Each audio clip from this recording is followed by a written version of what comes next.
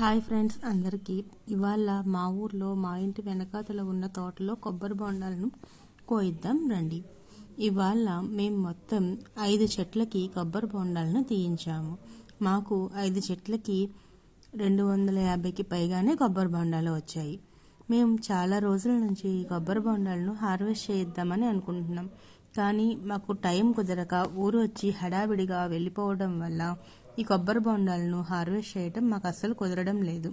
కానీ ఇంటి వెనకాతల కదా ఫ్రెండ్స్, ఎవరైనా అటు ఇటు నడిచి వెళ్తూ ఉండేటప్పుడు ఎవరి నెత్తినైనా ఒక్క కొబ్బరి బొండం పడిందంటే వాళ్ళకి ఇబ్బంది, మనకు రిస్కే కదా ఫ్రెండ్స్. అందుకని ఈసారి ఎలా అన్నా హార్వెస్ట్ చేసేద్దామని డిసైడ్ అయిపోయి హార్వెస్ట్ చేసేసాం. మా ఊర్లో అయితే ఒక కొబ్బరి చెట్టు ఎక్కడానికి దాదాపుగా 200 నుంచి 250 రూపాయలు ఛార్జ్ చేస్తారు. అంటే కొబ్బరి చెట్టు హైట్ని బట్టి అన్నమాట.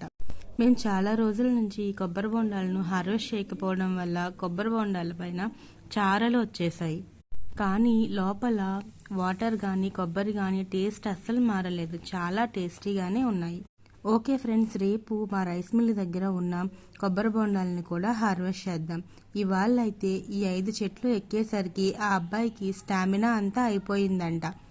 తీరా చెట్టు ఎక్కాక నాకు స్టామినా లేదు అంటే కింద నుంచి మరో వ్యక్తిని ఎక్కించి ఆ అబ్బాయిని కూడా దింపించాలి.